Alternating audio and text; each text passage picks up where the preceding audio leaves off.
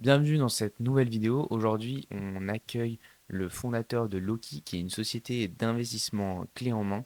Donc, on va parler d'abord de son service, mais on va aussi analyser le marché de l'immobilier. On va notamment parler des formations, du contexte macroéconomique et de sa vision sur le secteur.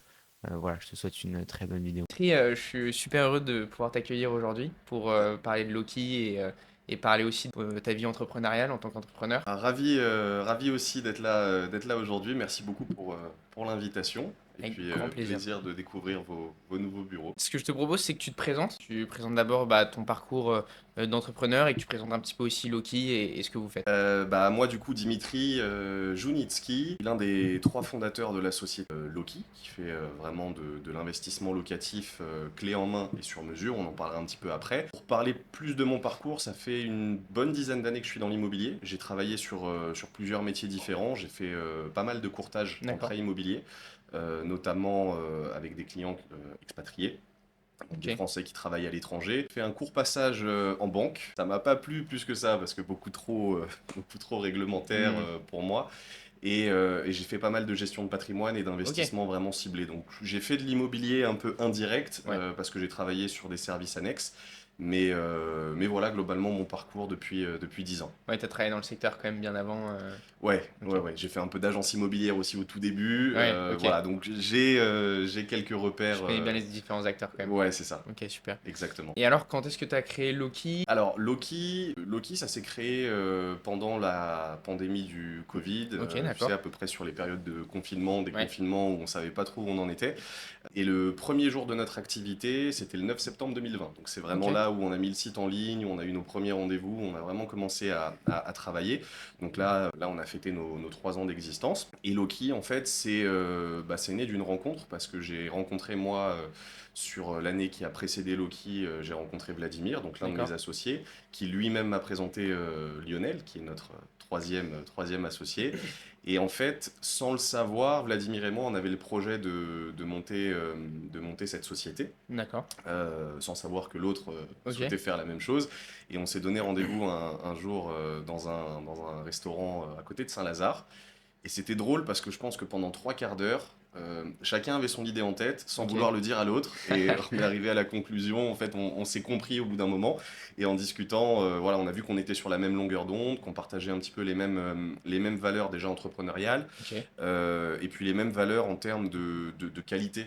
Tu Hmm. vois, dans vraiment ce qu'on voulait retransmettre au travers de notre société, de la Ok. prestation de service qu'on offrait, on était sur la même longueur d'onde, donc ça a tout de suite matché. D'accord. Et on a activé ça rapidement. Donc après, tout s'est passé. Et puis Loki est né, comme je te disais, officiellement 9 septembre 2020. Trop bien. Et pourquoi tu as senti ce besoin de t'associer avec quelqu'un? Pourquoi tu t'es pas lancé tout seul? Et pourquoi avec Vladimir? Parce qu'en fait, le métier, je le connais. D'accord. Euh, mais pour moi, tu peux pas être expert de tout. Tu peux maîtriser un sujet, tu peux avoir des notions sur un autre, tu peux en parler, mais entre parler et réaliser, il y a quand même un monde. Et quand on parle d'investissement clé en main, on parle de différentes étapes clés, Hmm.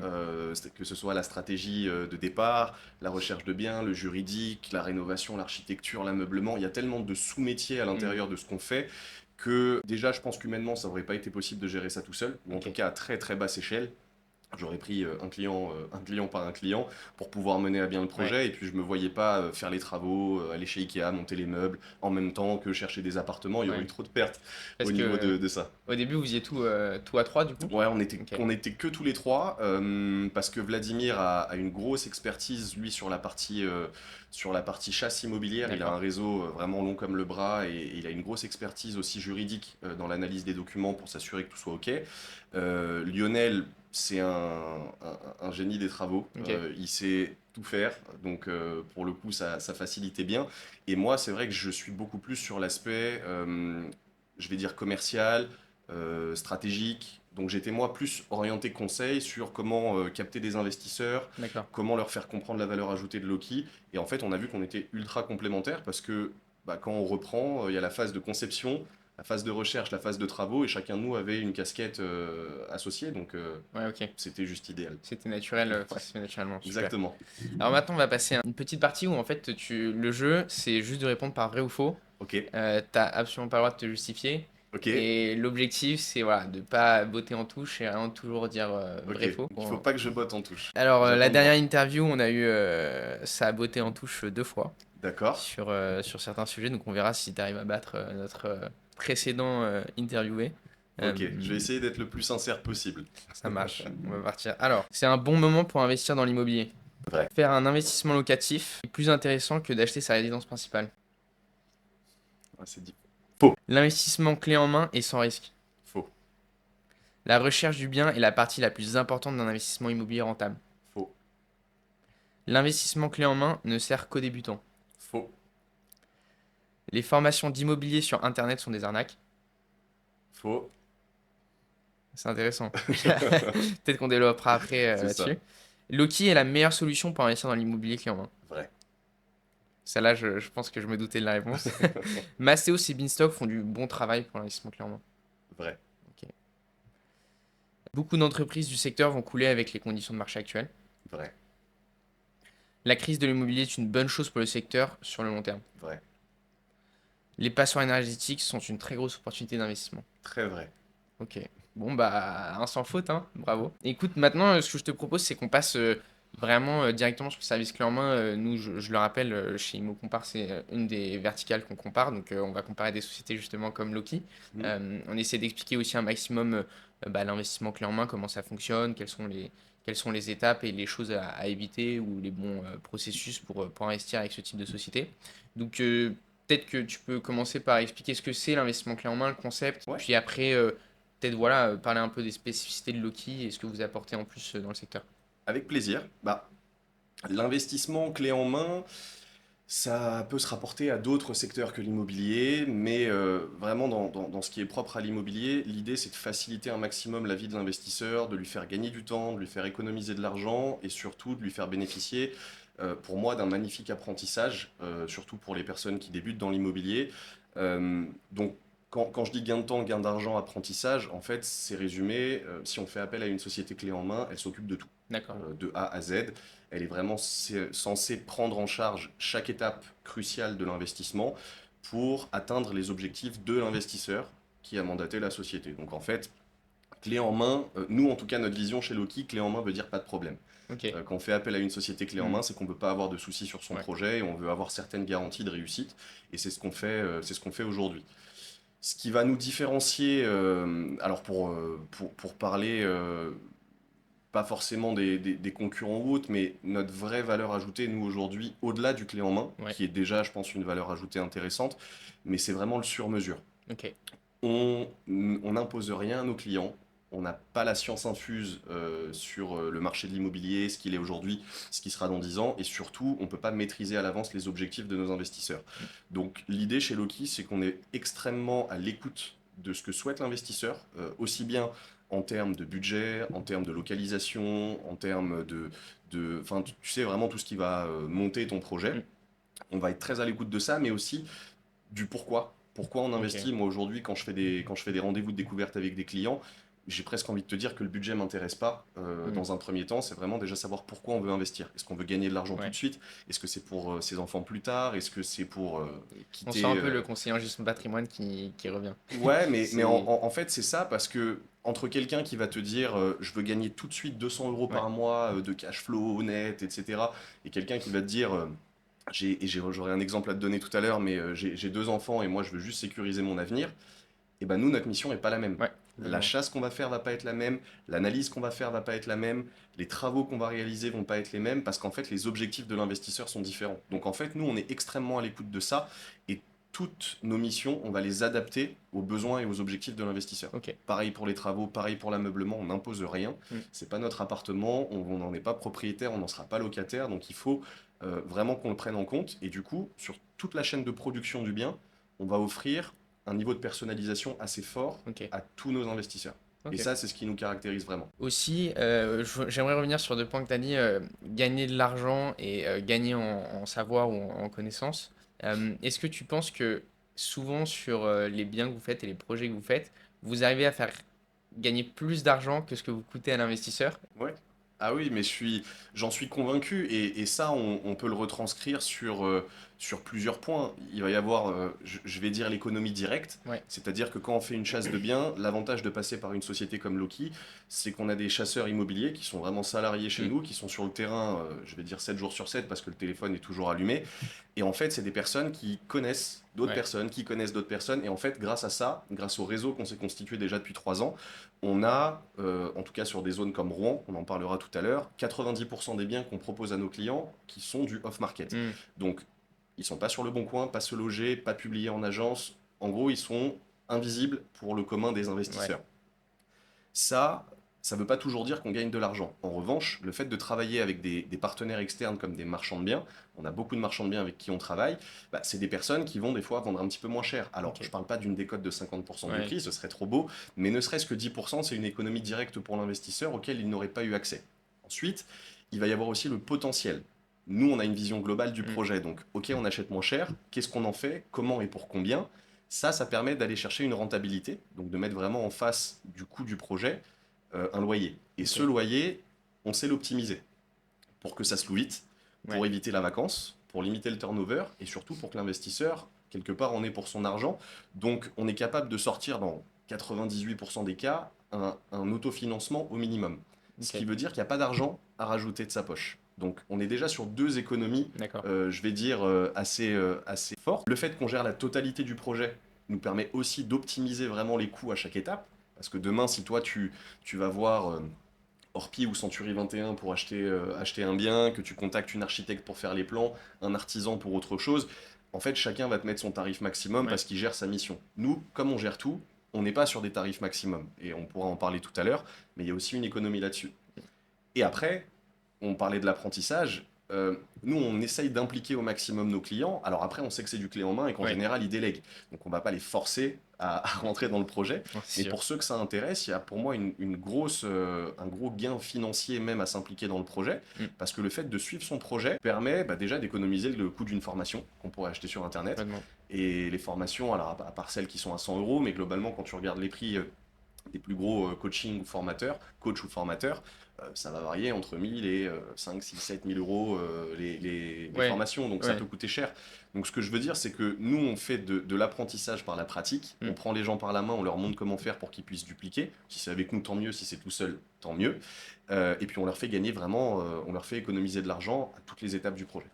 Ouais, c'est ce qu'on met un petit peu sur le site. On explique que c'est potentiellement mieux de rester investir dans le projet, justement pour apprendre de l'immobilier, de cet investissement. Et pourquoi pas après bah, se lancer seul si on arrive à un moment de la vie où on a plus de temps à Ouais, c'est ça. octroyer. Pourquoi pas se lancer seul et du coup bah, gagner peut-être un peu la commission mais, et faire un investissement plus rentable. Mais après, je pense que. D'ailleurs, est-ce que vous avez un fort taux de repeat sur les clients? Est-ce qu'il y en a beaucoup qui Ouais. investissent avec vous?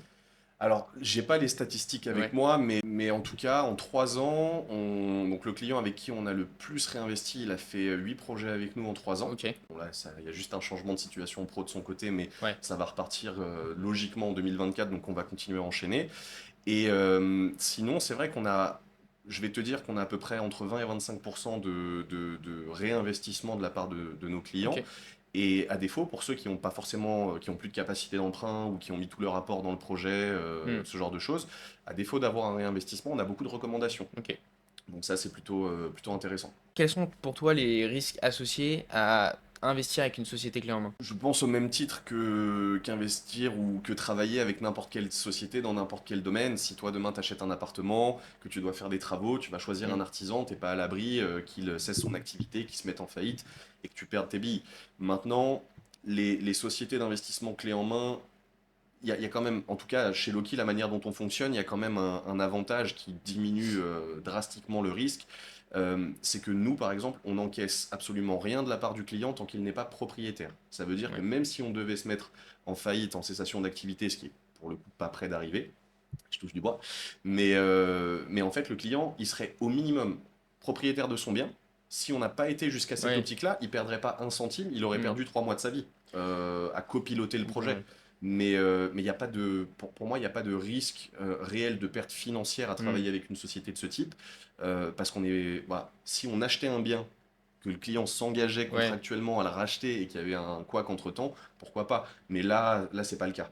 finalement, en plus de tous les risques liés à l'immobilier, forcément, bah, une perte de Ça, capital, etc., le risque de passer finalement avec une société d'investissement clé en main, c'est principalement de pas être satisfait et de dire que voilà, la exactement, commission valait pas le service. Mais exactement. c'est le seul risque qu'on a. C'est vrai que c'est par exemple différent et que bah, nous, on analyse aussi par exemple le crowdfunding tu Hmm. vois, et l'immobilier fractionné.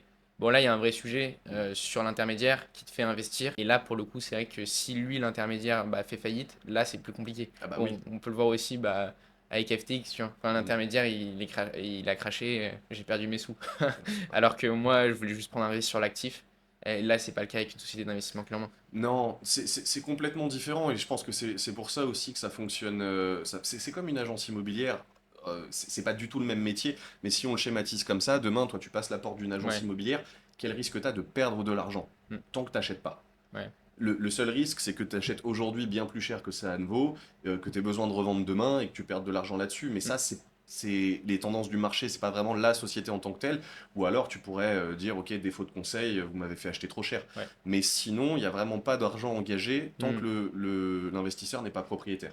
Complètement. Après, bien sûr, on rappelle, hein, mais forcément, il y a les risques inhérents à tout bien immobilier, C'est ça. que la vacance locative, des impayés, peut y avoir un problème dans la copro, enfin un ravalement de façade qui n'a été pas vu. Alors, normalement, ça, vous travaillez aussi pour éviter ce genre de risque. Ouais. Et justement, ça, on arrive sur la prochaine question, c'est comment vous sourcez les biens euh, pour apporter de la valeur aux investisseurs. Donc, tu le disais déjà un petit peu sur le off-market. Comment ça fonctionne concrètement le off-market? Est-ce que ça permet vraiment d'aller chercher des biens bah, moins chers, des belles opportunités? Et comment vous vérifiez que bah, le bien, il n'y aura pas de problème par la suite avec le bien? Bah, en fait, alors déjà sur le fonctionnement du off-market, c'est que du réseau. Donc Ouais. à partir du moment où tu t'entends bien avec tes intermédiaires et tes partenaires, c'est Qui relativement peuvent être par exemple enfin, des agents immobiliers ouais, bah, principalement, agents c'est... immobiliers, il y en a beaucoup. Ok. Et en fait, pourquoi les agents immobiliers vont travailler avec Loki plutôt que de poster leurs biens Ouais. sur tous les canaux? Bah, en fait, les agents immobiliers, ils sont au courant qu'on a une base d'investisseurs sérieux, motivés, Ok. qualifiés, solvables. Ils savent qu'on a aussi une équipe de chasse qui est millimétrée, donc en fait, on fait des dossiers d'analyse complets.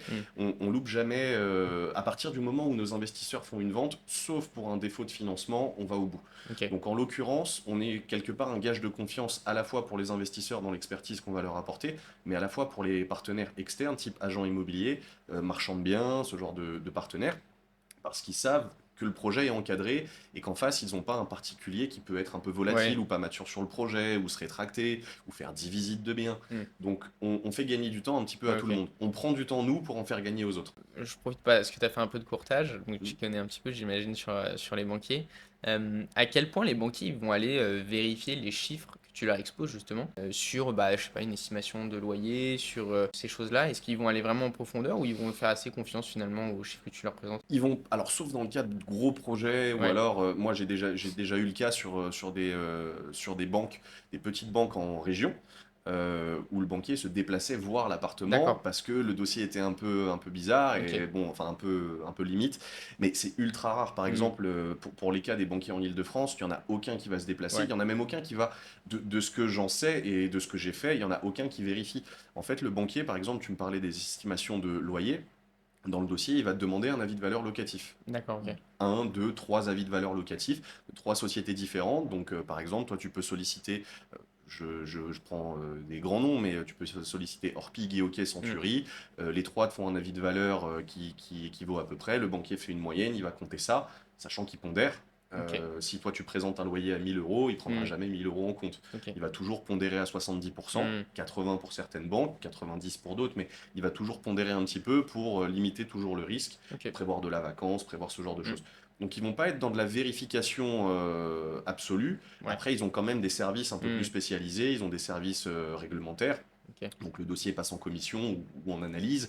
On regarde un petit peu qu'on soit pas non plus déconnant, mais par définition, le banquier, c'est pas un agent immobilier. Ouais. Donc, même s'il se mettait à vérifier, il n'aurait pas l'expertise d'un agent immobilier de terrain qui connaît les prix. On a parlé du coup de la partie sourcing, donc Mm. la première étape. Ensuite, bah, il y a le financement. Une fois que tout ça c'est fait, on va avoir la partie travaux qui est Ouais. importante et qui est aussi vecteur de pas mal de risques. On entend souvent des gens avec qui les travaux s'est mal passé, c'est devenu un enfer. Pour vous, chez Loki, comment vous arrivez à minimiser ce risque travaux pour vos clients? La...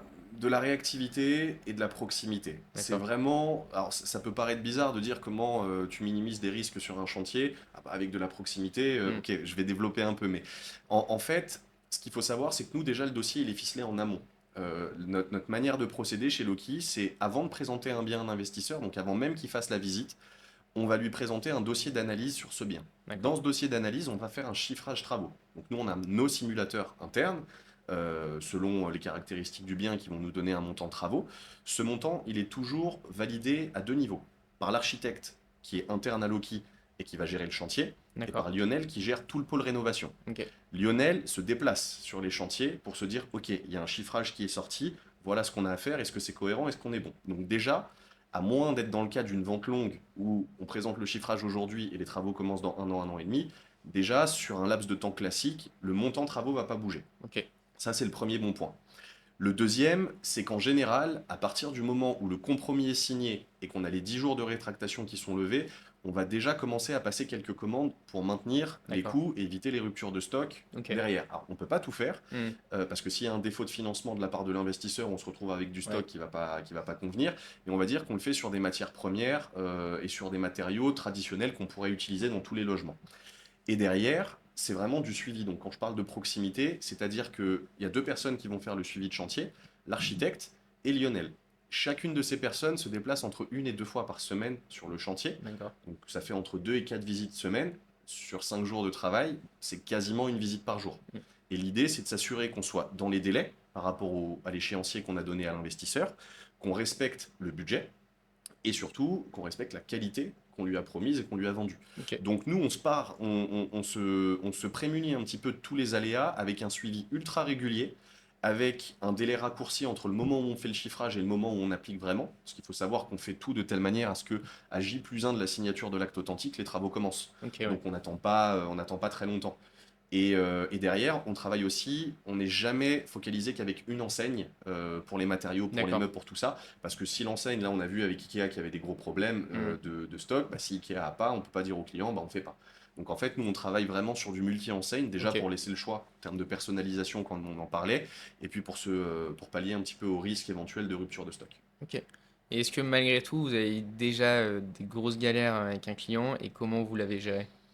Alors, des grosses galères avec un client, grosses non. Ok. Et tant mieux. Par contre, oui, il y a déjà eu des petits couacs, c'est normal, hein, Hmm. on peut pas être à 100% Ah, tout le temps, mais c'est impossible. Ouais. après, c'était pas des, ça a été un peu de retard.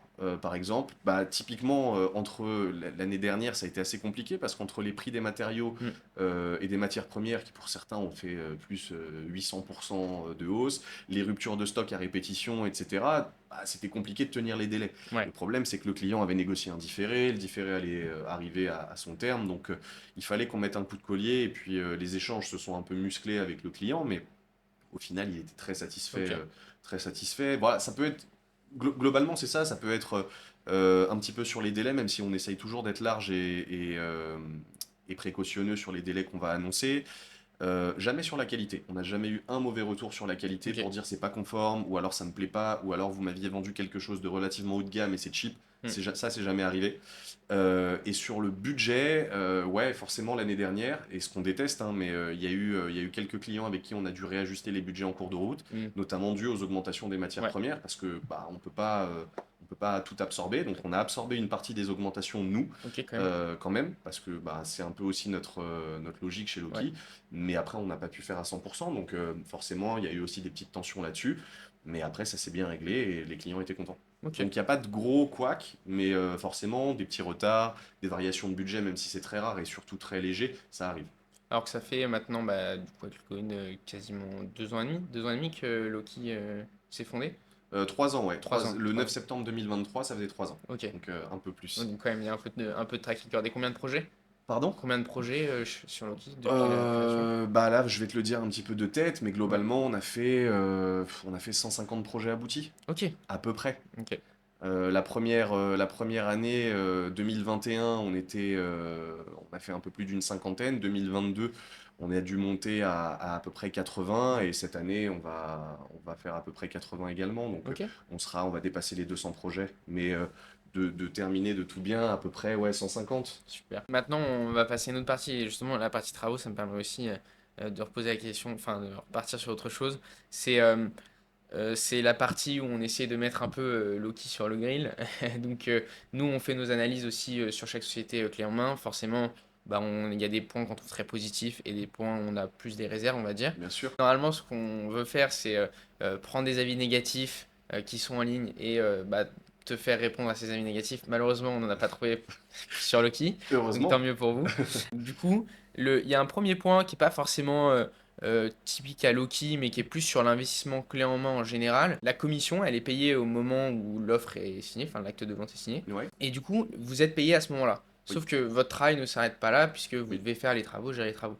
Et du coup, forcément, il y a une incentive qui est un peu différente. Et on a vu beaucoup de gens, pas sur Loki, mais alors sur d'autres sociétés d'investissement clé en main, qui se plaignent du fait que bah, une fois que c'est payé, il n'y a plus personne qui répond. La question, c'est pourquoi ne pas diviser cette commission en différents temps et faire comme une autre société clé en main le fait, de dire, bah voilà, on touche cette partie de la commission à l'acte de vente parce que c'est la première partie de notre travail. Et la deuxième partie de notre travail, on va toucher la deuxième partie de la commission pour vraiment avoir cet alignement des intérêts avec le client. Alors, je vais te répondre en 2 points. Déjà, nous, on l'a déjà fait. Ok, On l'a déjà fait, mais on l'a fait au cas par cas. d'accord. C'est-à-dire que à la demande d'un client sur un gros projet, on l'a fait au cas par cas et ça n'a pas posé de problème. Maintenant, pourquoi on ne le fait pas? C'est assez simple et en vrai, c'est à l'avantage du client. On ne D'accord. pourrait pas le croire comme ça, mais alors toutes les sociétés clés en main qui ont bien leur carte T, qui sont à jour dans leur réglementation, on va dire, peuvent et doivent intégrer leurs honoraires dans le compromis. À partir du moment où les honoraires sont intégrés dans le compromis, ça les rend finançables par la banque. D'accord. Donc à une époque où tout le monde essaye de réduire l'apport au maximum, c'est quand même intéressant. Ça ne veut pas dire que la banque va le faire, c'est à son bon vouloir et c'est de la négociation, mais déjà légalement, c'est dans le compromis, ça peut être intégré, financé. D'accord. Si on ne le fait pas, si on divise cette commission, moi en réalité, j'ai pas de problème avec ça. La D'accord. seule chose, c'est que le client va payer les honoraires travaux et payer les honoraires mobiliers avec son apport, Ok. en plus de l'apport que va demander la banque. Donc forcément, la majorité des gens veulent pas le faire. Donc D'accord. ils se disent, ok, je comprends pas pourquoi je vous paye avant les travaux alors qu'ils sont pas faits. Mais du coup, quand on leur explique, ils n'ont pas forcément envie de dire, ah bah oui, bah je vais vous payer X centaines ou milliers d'euros avec mon apport. Je préfère que la banque finance, donc je suis ok avec cette stratégie. Ça, c'est le premier point. Le deuxième, et là-dessus j'anticipe peut-être une question que tu aurais eue, est-ce qu'il y a un risque, est-ce que les gens sont, enfin comment les gens réagissent? Ce qu'il faut savoir, c'est pareil, nous Loki on facture 6,90% TTC du prix du bien, hors frais de notaire, 6,90% TTC de l'enveloppe travaux et 6,90 Hmm. TTC de l'enveloppe meuble. Donc, si on fait le calcul, on achète un bien à 100 000, on prend 6 900 euros. Enfin, le client achète un bien à 100 000, ça fait 6 900 euros pour la société. Il fait 10 000 euros de travaux, c'est 690 euros. Hmm. Donc, j'ai pas envie d'aller prendre, en tout cas moi, une étoile sur Google pour 690 euros sur 7008. Ok. Tu vois ce que je veux Ouais. dire? Enfin, j'ai pris des chiffres un peu faux, mais globalement, le client, c'est là où il a la perte la moins importante, si jamais il y a perte. Hmm. Et en général, c'est pas le cas. Ok. Donc j'ai essayé de t'expliquer un peu ça comme ça. Maintenant, c'est vraiment la raison numéro un, c'est parce que tous les honoraires sont intégrés au Hmm. compromis, finançables par la banque, pas d'apport à mettre supplémentaire. Ouais. Ok. Bon. Ça semble cohérent. Ensuite, c'était le deuxième et dernier point là-dessus sur Loki. Nous, on regarde pas mal aussi la modélisation financière qui est envoyée au client. Bien sûr. Pourquoi? En fait, on essaie de se dire, bon, est-ce que le client, quand il va regarder la modélisation financière, il va avoir une vraie vision des entrées et sorties de cash et il va pouvoir avoir voilà, des hypothèses assez euh, simple et clair pour potentiellement calculer son TRI. Du coup, on a regardé la modélisation financière de Loki et pour nous, il manquait quelques éléments. Sur du clé en main, logiquement, bon voilà, il y a du LMNP, etc. Bah, va falloir sans doute payer un comptable. Ça, on n'y pense pas forcément. Mhm. Il y a l'assurance PNO quand on est en copropriété. Les seuls frais qu'on avait vus dans la modélisation financière, c'était taxes foncières et charges de copropriété. Est-ce que tu penses pas que c'est un peu limité pour que la personne visualise vraiment bien ce qu'il va devoir dépenser sur la durée de détention de son bien? Qu'est-ce que tu penses, toi, de la modélisation financière que vous faites chez Loki? Alors, les éléments dont tu me parles, on le fait. C'est Ok, juste qu'on ne le met pas dans la modélisation financière. d'accord. Ça se fait toujours en 2 temps et je vais te donner une réponse avec plusieurs axes, mais effectivement, on le fait. Mais on ne peut pas le mettre dans le premier dossier, tu sais, le fameux dossier dont je te parlais, qu'on présente au client avant même qu'il visite. Donc D'accord. le client n'a pas visité qu'il a déjà un dossier. Ok. À partir de ce moment-là, pourquoi je lui donne pas toutes ces informations? Ouais. Parce que la PNO, je vais prendre une moyenne, il va passer avec sa banque, ça va coûter le double. Ok. L'acquisition, il voulait la faire en SCI, finalement il fait une offre en nom propre, clause de substitution, il D'accord. rachète en SCI, bah, les frais comptables c'est plus de 200 euros à l'année, parce que maintenant comme c'est en SCI à l'IS, c'est du meublé, et ben il faut sortir un bilan, Ok. et bah du coup on fait x5 sur le prix de ce que ça aurait pu coûter. D'accord. Parce que la vacance locative, bah, ça met un petit peu de temps aussi à jauger, et selon le secteur où il va être, s'il accepte pas ce bien-là, je peux pas la standardiser. Donc je peux pas dire par défaut je mets un mois de vacances locatives dans l'année parce que bah, comme on essaye d'être le plus transparent possible, on donnera les infos si elles sont négatives, mais on va pas non plus se tirer une balle dans le pied et dire à un client vous aurez un mois de vacances locatives alors qu'il est dans la rue la plus cotée de la ville Hmm. et que ça n'arrivera jamais. Donc en fait, c'est vraiment par rapport au client qu'on va le faire. On est déjà même allé beaucoup plus loin. On a déjà même fait une modélisation de fiscalité à 10 ans, Ok. parce qu'en fait, on se repose aussi beaucoup sur nos partenaires. On a un avocat fiscaliste qui est basé à Paris, qui est excellent.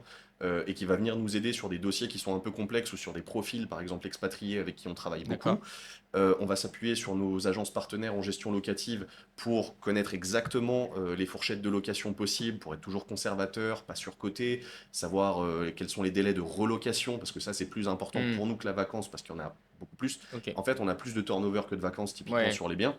Donc, on le met pas, déjà pour une question de timing, parce qu'entre la Hmm. visite et le dossier monté, il y a moins de 24 heures, et après, on ne sait même pas si le client va se positionner, Ouais. donc on ne peut pas donner toutes les informations. Ok. Mais derrière, on va effectivement échanger avec le client, à lui dire, il faut prendre ça, ça, ça, ça en compte, on refait les calculs, on lui donne une fiche, c'est des choses qui sont tout à fait envisageables, qu'on fait. Alors, il y a des clients qui vont avoir leur propre simulateur et qui vont jamais nous le demander, la majorité nous le demande, et dans ce cas-là, on le fait. Ok. Voilà, donc D'accord. on essaye d'être le plus précis possible. Euh, il y a des choses qu'on va pas chiffrer. D'accord. Par exemple, tu parlais tout à l'heure de on peut le faire à la demande, mais on va pas le faire naturellement. Chiffrer éventuellement une réserve ou une provision qu'on mettrait Hmm. tous les ans de côté pour refaire un coup de peinture de Ouais. temps à autre, ou s'il y a quelque chose qui est cassé dans le logement, parce que bah, déjà, s'il y a des choses qui sont cassées, c'est retenu sur caution. Donc on part du principe que le propriétaire va pas avoir forcément besoin de se Hmm. prémunir contre ça. Après, sur les travaux de rafraîchissement, voilà, remettre au goût du jour, on le chiffre pas parce que pour nous, c'est beaucoup trop aléatoire. D'accord. Et après, il faut pas non plus. Enfin, notre vision, c'est qu'ils ne font pas non plus tomber dans une addition de charges inutiles. Elles sont pas toutes inutiles, bien au contraire, mais il faut pas tomber dans une addition de charges inutiles et se dire ah bah finalement le projet il est pas du tout intéressant parce qu'avec ça, les investisseurs achètent jamais, passent jamais le pas. Et typiquement ceux qui ont fait ça en 2021, qui se retrouvent à investir en 2022 avec un taux qui a fait x4, Hmm. ils se disent bon bah en fait mes 700 euros potentiels sur 10 ans Ouais. pour refaire un coup de peinture, bah, ils m'ont coûté 4% de taux d'intérêt. Donc en fait, nous, on essaye de montrer les frais concrets aux gens, donc les frais D'accord. comptables. À partir du moment où on n'est pas comptable soi-même ou qu'on ne veut pas le gérer, Ouais. moi je conseille de passer par un comptable, on en a et on leur donne le prix. La gestion locative, on n'en a pas parlé, mais typiquement les frais de mise en location et la gestion locative, on l'indique dans notre dossier, Ok. en plus des charges de copro et du reste, Ouais. c'est indiqué. Et ensuite, effectivement, assurance PNO, GLI, est-ce que les clients veulent la GLI ou pas? La gestion, bah, nous on donne un tarif, mais il y en a qui passent par d'autres sociétés, donc ça coûte plus cher. En fait, comme c'est que des charges aléatoires qui dépendent du client, on les met pas sur la première Ok. analyse, mais quand on a l'info de la part du client, on refait les calculs avec lui et on donne un cash flow net. Ok, ça Enfin, marche. net hors impôt. Ok, super. Et vous pouvez quand même lui donner une petite vision sur la fiscalité, s'il a des choses un peu On compliquées. peut, mais on essaye de pas rentrer dedans Ok, parce que ouais. c'est pas notre métier, Ouais, complètement. parce que moi je veux pas qu'il l'achète sur un conseil que je lui ai donné par rapport à Hmm. la fiscalité Ouais. et que derrière ils se disent ah oui mais non mais en fait c'est pas ça du tout Dimitri tu t'es planté. Je suis pas fiscaliste donc je parlais d'un super avocat fiscaliste Ouais. qui d'ailleurs offre la première consultation à nos clients pour et regarder la situation, est-ce qu'il vaut mieux faire une SCI, pas une SCI, dans le cadre d'un entrepreneur, est-ce qu'il vaut mieux créer une holding, d'autres boîtes, etc. Ok, Enfin, ouais. sur les expatriés, regarde s'il y a des conventions de double fiscalité. Hmm. Donc, moi, voilà, je disais tout à Ok. l'heure pourquoi j'ai pas monté Loki tout seul, parce que chacun Ouais. son métier, et là on rentre dans des choses un peu techniques. Donc, on peut renseigner le client, on peut lui expliquer le mécanisme, mais on n'adaptera pas à sa situation nous-mêmes. Ok. Bon, c'est top, c'est complet. Tu me donnes en plus une transition parfaite en parlant des taux d'intérêt, parce que maintenant on va parler un peu du secteur immobilier. Ouais. C'est très intéressant d'avoir ton retour, parce que bah, tu vis le marché vraiment au jour le jour. négocies pour tes clients, tu cherches des biens pour tes clients, et c'est bien, enfin voilà, tu as un peu les deux côtés, tu as la vision des clients, tu as la vision enfin, vision bancaire aussi, donc voilà, tu as vraiment une vision globale, et surtout, au lieu de quelqu'un qui a une vision, bah, qui a essayé d'acheter un appartement dans un secteur, toi, tu as quand même une vision sur plusieurs secteurs, etc. Donc voilà, c'est vraiment, je pense, très pertinent d'avoir ton point de vue là-dessus. Pour toi, c'est quoi actuellement les gros défis du secteur immobilier, les gros chamboulements, et comment Loki y fait face? Pour moi, c'est que la compréhension du marché. Je D'accord. pense qu'aujourd'hui, les Français sont un peu perdus. Alors, je dis ça en toute humilité, hein. J'ai vraiment pas la Ouais, prétention de dire que je peux apprendre quoi que ce ouais, soit bien à tout le sûr. monde, mais je pense qu'aujourd'hui, le grand défi, c'est bien comprendre le marché immobilier parce que tout le monde est catastrophé de taux à 4% d'intérêt. Or, c'est la réalité du marché. Ouais. Ce qui n'était pas normal, c'est des taux à 0,90 sur Hmm. 20 ans. Alors, tout le monde est content, effectivement, moi le premier. Quand on peut acheter moins cher, c'est bien, mais c'est pas la réalité du marché. Les banques, déjà, ce qu'il faut savoir, c'est que pour prêter de l'argent à un investisseur, elles empruntent. Ouais. Donc, les dernières années, quand les taux étaient très bas, elles gagnaient quasiment rien, voire rien pour certaines, sur les crédits immobiliers. Elles s'en servaient vraiment juste comme un produit d'appel pour avoir des nouveaux clients, Hmm. pour l'équiper. Multirisque habitation, PNO, assurance auto, là où elles gagnaient de l'argent, et du coup elles faisaient des taux ultra compétitifs pour gagner en part de marché de clientèle. Globalement, c'est un peu comme ça que ça s'est passé, pas que, mais c'est un peu comme ça que ça s'est passé. Résultat des courses, tout le monde a été habitué à des taux ultra compétitifs. Moi, quand j'étais courtier, je passais, mais je faisais même pas d'acquisition, je montais pas de dossier pour des acquisitions, je faisais que du rachat de prêt. Ok. J'avais 50 appels par jour ou j'ai un taux à 4, ok, j'ai 0,90, on y va. C'était mes journées, tu vois. Et Hmm. du coup, les gens se sont vraiment habitués à ça et je comprends. Parce que je suis consommateur comme tout le monde, j'achète, enfin j'ai des taux de crédit au même taux que tout le monde. Enfin, je comprends que ça fasse plaisir, mais la réalité du marché elle est différente. La réalité, on commence à la retrouver. On commence à être sur Ouais. une certaine stabilité du marché. Le fait d'avoir des taux toujours plus bas donne accès à plus de personnes, et ça c'est tant mieux. Je pense que si on pouvait donner accès à la propriété à encore plus de monde, ce serait génial. Mais on retrouve des niveaux à peu près logiques. Et quand je parle de compréhension, c'est parce qu'en fait, justement, les gens sont pas forcément bien au fait de ça. Pour eux, c'est anormal. Hmm. Pour eux, des taux à 4, payer un courtier pour qu'il fasse le job, ce genre de choses, c'est pas quelque chose de normal et de cohérent sur le marché. Et du coup, ben, on attend.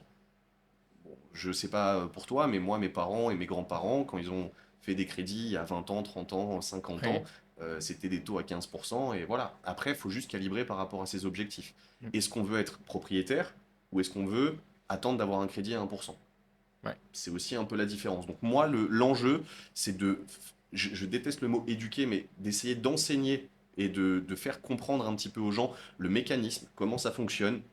Quand une banque prête à 4, c'est pas parce qu'elle veut dépouiller les Français, c'est juste qu'elle emprunte de l'argent qui lui coûte elle aussi 4 fois plus cher et qu'elle n'a pas forcément de marge et qu'elle peut pas prêter à perte, ce qui est logique, parce qu'il y a aussi la gestion du risque, il y a plein de choses. Donc voilà, c'est un peu pour moi la compréhension qui va être la clé sur les prochains mois slash prochaines années de l'évolution du marché immobilier. Ok. Et pour quelqu'un qui hésite encore à se lancer, peut-être pour acheter un bien immobilier, qu'est-ce que tu lui dirais et quel conseil numéro un tu lui donnerais? Bah, s'il hésite, il faut juste savoir pourquoi il hésite. Ok. Quelqu'un qui dit soit je fais un investissement, soit je monte ma boîte, bon, bah, faut déjà que je comprenne pourquoi il hésite. Mais si c'est une hésitation par rapport au contexte du Ouais. marché, bah, j'essayerai pas de le convaincre parce qu'on n'achète pas une baguette de pain, donc moi je suis plus dans le conseil que dans la conviction, mais j'essayerai de lui dire que c'est le bon moment. Hmm. Parce qu'en Ok. fait, le meilleur, moi il y a une phrase que j'ai vue quelque part, je sais plus de qui elle est, mais le meilleur moment pour investir dans l'immobilier c'était hier. Et Ouais. c'est la réalité. Sauf que demain, bah, ce sera toujours hier, c'est-à-dire aujourd'hui, tu vois un peu la logique. Aujourd'hui on est sur des taux à 4, il n'y a rien qui dit que 2024 on sera pas à 6, il n'y a rien qui dit que les prix vont pas augmenter. Parce que tu sais quoi, je vois beaucoup de choses comme quoi les prix baissent, et c'est une vérité dans beaucoup de zones, mais c'est loin, très très loin d'être une généralité. Ouais. Nous, en tout cas, on est présent sur deux zones stratégiques que sont Rouen et Toulouse, et je peux te confirmer, pour avoir des retours terrain hebdomadaires, qu'on n'est pas sur une baisse de prix, bien au contraire. Est-ce que t'as pas peur, entre guillemets, de l'éclatement d'une bulle qui s'est faite quand on voit l'augmentation des prix de l'immobilier sur les 10 dernières années Hmm. qui est assez impressionnante? Bah forcément, l'augmentation des taux d'intérêt qui fait Ouais. que logiquement, on se dit bah, qu'il y a moins de gens qui peuvent accéder à la propriété, que ça devrait baisser la demande et donc baisser normalement le prix.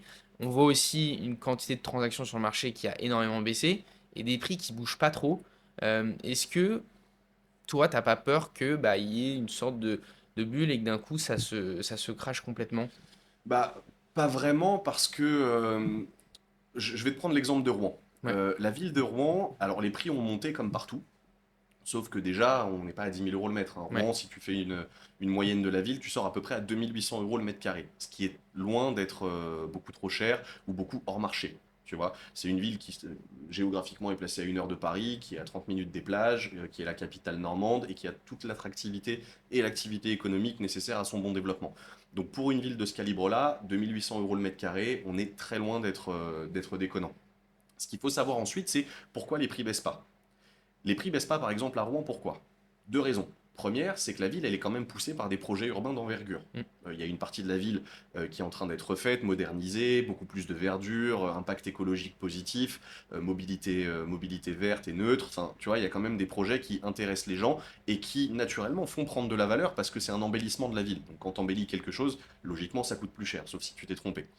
À côté de ça, tu as une nouvelle gare qui du coup devrait arriver d'ici une dizaine d'années. Donc c'est un projet qui a été initié 2007 sous Sarkozy à l'époque du lancement du projet du Grand Paris, parce que Rouen en fait Ouais. partie. Et c'est une nouvelle gare qui a pour vocation de relier Rouen à Paris-La Défense en 40 minutes. Donc ça, pour un futur propriétaire de résidence principale, futur locataire, futur investisseur, c'est un bon point. Ouais. On peut déjà venir à Paris, Saint-Lazare en 1h10. Demain, on mettra moins de temps à faire Rouen-La Défense qu'à faire Vincennes-La Défense. Et dans un train beaucoup plus moderne, beaucoup plus confortable et avec le confort de vie de Rouen à côté de ça. Mm. Donc ça, c'est quelque chose qui structurellement va faire monter les prix de l'immobilier parce qu'il y a de la demande. Et ensuite, il faut aussi se dire quelque chose, c'est que les transactions baissent, les prix baissent, on parle de bulles, mais on parle de ça principalement sur les grandes villes. Moi, je vois pas d'analyse, en tout cas, j'ai pas vu Mm. d'analyse poussée sur des plus petites villes. Pourquoi? Parce qu'en fait, toutes les personnes qui avaient pour habitude ou pour projet d'investir sur Paris, Lyon, Bordeaux, bah aujourd'hui, elles utilisent des villes comme Toulouse et Rouen en marché Ouais. de report. Mm. À se dire, au lieu d'aller acheter à 10 000 euros le mètre carré à Paris, alors que je suis pas sûr que ça se maintienne, je vais aller acheter à 2 800 euros le mètre carré. Comme les taux ont augmenté, mais que j'achète 3 fois moins cher, j'ai pas de problème sur ma capacité d'endettement. Je peux acheter un bien de grande qualité dans une ville qui va évoluer positivement et du coup, ça recrée de la demande. Donc nous, on a un embouteillage d'investisseurs D'accord. et on n'a justement pas suffisamment de vendeurs parce que les vendeurs le voient. Quand le voisin a vendu en 10 jours au prix qu'il a demandé, on se dit tant mieux. Tu Ok. vois, donc en fait, on n'est pas sur quelque chose. Alors, c'est sûr qu'il y a moins d'acquéreurs, ça je te rejoins. Les conditions sont plus difficiles. Au niveau des prix de l'immobilier, il va y avoir encore des changements. Maintenant, pour moi, l'immobilier en France, c'est pas Paris, Lyon, Bordeaux. Mm. Tu vois, à Paris, on fait quasiment plus de transactions parce qu'effectivement, c'est cher et parce que quand les prix sont toujours à 10 000 le mètre, mais que les taux ont fait x4, ben, on n'a pas envie d'acheter. Enfin, tu vois, on n'a pas envie d'acheter un studio de Ouais. 28 mètres carrés à 350 000 euros. Donc, nous, on a beaucoup de demandes sur des villes en province, en région, euh, qui sont utilisées comme marché de report, qui sont Ok. attractives et qui ont des prix qui montent, mais de manière justifiée. Pas simplement parce que on ne sait pas Ouais. quoi faire de son argent, donc on va chercher à investir là-bas. C'est vraiment, il y a une justification derrière. Et du coup, je pense que dans les prochains mois au minimum, ça va continuer comme ça. En Ok. revanche, il y a quand même moins d'investisseurs.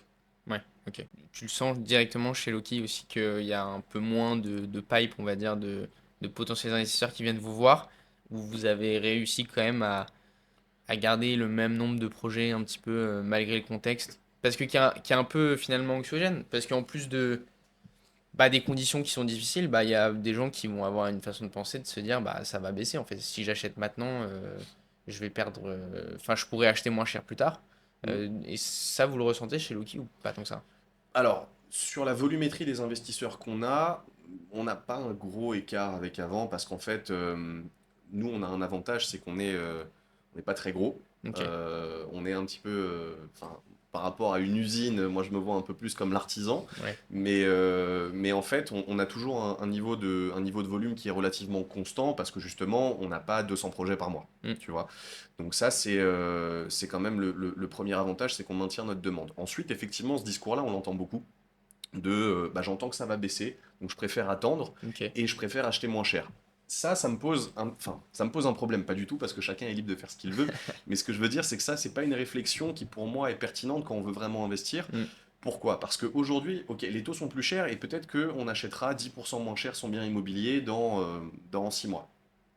Déjà, il n'y a pas de garantie, il n'y a pas de certitude ni sur la baisse confirmée des prix dans certaines zones, il n'y a pas de certitude sur l'augmentation ou la baisse des taux. Donc on peut peut-être économiser 10% du prix du bien, mais remultiplier par 2 le taux d'intérêt dans 6 mois, ça on ne sait pas. Et surtout, si tous les indicateurs redeviennent favorables, c'est-à-dire prix de l'immobilier qui baisse et taux d'intérêt qui baisse, les gens vont racheter. Mais du coup, ça va ramener une nouvelle concurrence sur le marché, Mm. qu'il n'y a pas aujourd'hui. Donc aujourd'hui, on peut se positionner sur des biens qui ont un peu moins de demande, du coup négocier plus facilement ou des montants plus importants. Ok. Mais le fait d'attendre que toute la masse d'investisseurs revienne parce que les taux ont baissé et que les prix ont baissé, bah, en fait, on va retrouver ce qu'on avait il y a 2 ans. C'est-à-dire que pour acheter un bien à Paris, il ne faut pas le visiter, Ouais. il faut acheter cash, il faut faire une offre tout de suite. Et en fait, bah, la majorité des investisseurs vont continuer à passer à Mm. côté des opportunités parce qu'ils ne seront pas dans ces conditions. Ça, vous le sentez aussi, ce pouvoir de négociation Ah qui oui, arrive de plus en plus? mais complètement. Mm. Mais qui est cumulé, alors, un, on va dire, à la tendance du marché Ouais. actuel, et deux, qui est amplifié par toutes les réglementations, toutes les nouvelles lois, notamment énergétiques, Mm. qui font qu'il y a un petit peu de vente Ouais. panique, je vais Ouais, dire, complètement. de la part de certains. Donc après, nous, on s'en sert, hein, évidemment. Mais oui, oui, effectivement, il y a des marges. Alors, encore une fois, pas partout.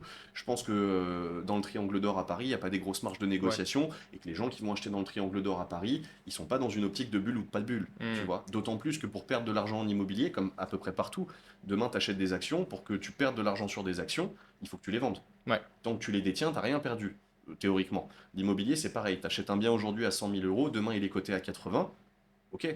Mais t'as pas perdu 20 000 puisque t'as pas revendu. T'as pas encaissé les 80. Donc si t'attends, et l'immobilier c'est vraiment cyclique, et c'est des cycles. Ça baisse, ça monte, ça baisse, ça monte. Ça fait des années que ça fait ça. Si on prend une courbe sur 100 ans, c'est encore plus flagrant. Ce que je te fais avec la main, tu vas le voir sur un graphique. Et ben, logiquement, il faut juste pas mettre absolument toute sa fortune actuelle dans de l'IMO. Parce que si tu as besoin et que tu es obligé de vendre, là, tu perds. Mm. Mais si tu fais un projet un peu moins ambitieux, notamment les Parisiens qui vont migrer vers Ouais. Rouen, qui divisent par 3 le coût de leur projet, et ben, ça permet d'investir. Ça permet de diversifier ses placements. Ça permet de commencer à capitaliser via le locataire aujourd'hui et le tout sans perdre d'argent tant qu'on ne revend pas.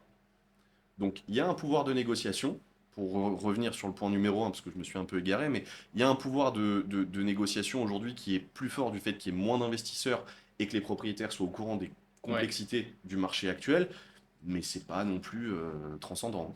Ok.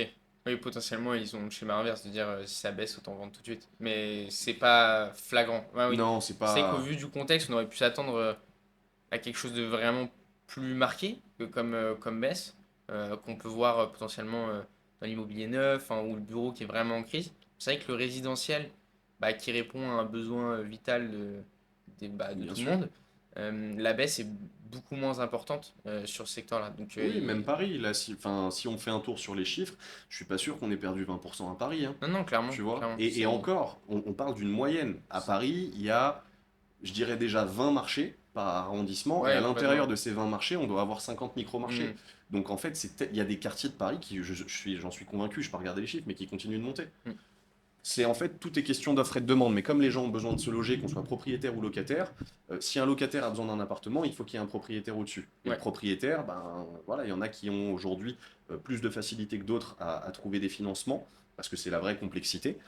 Mais ça, le marché ne s'arrête pas, tu vois, et je Ouais. le vois pas exploser. Bon, à titre personnel, ça n'engage absolument que Hmm. moi, et j'ai pas fait d'analyse fondamentale très poussée sur le sujet, mais je vois pas le marché éclater prochainement. Ok, c'est bon à savoir. Parlons un peu, du coup, on en parlait, tu parlais des DPE justement, et c'est une vraie tendance de marché.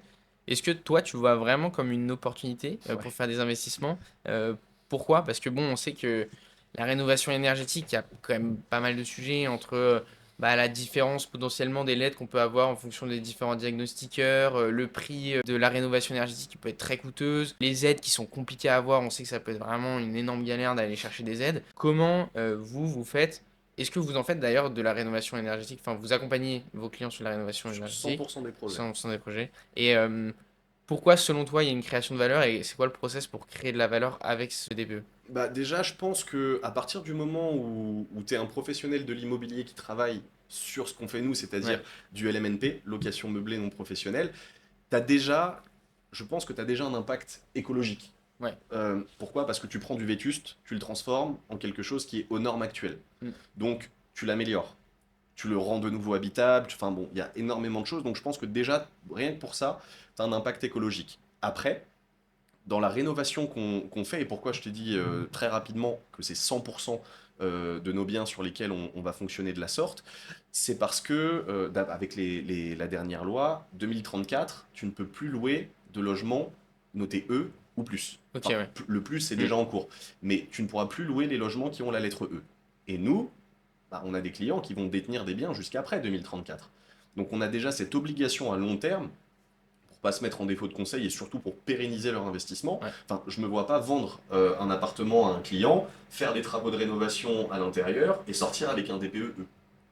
Sinon, ça veut dire qu'il a l'obligation de le revendre ou il sera dans l'illégalité. Ouais. Et là, du coup, moi, je suis pas du tout professionnel dans cette démarche. Donc nous, déjà, c'est obligatoire. Parce Ok. qu'aujourd'hui, dans l'ancien, dans Rouen, dans les petits immeubles, je prends Rouen, mais Toulouse et en Ile-de-France, c'est souvent pareil. À part dans le neuf, tu n'auras t'auras jamais des DPE C ou quoi que ce soit. Donc, on doit déjà améliorer la note.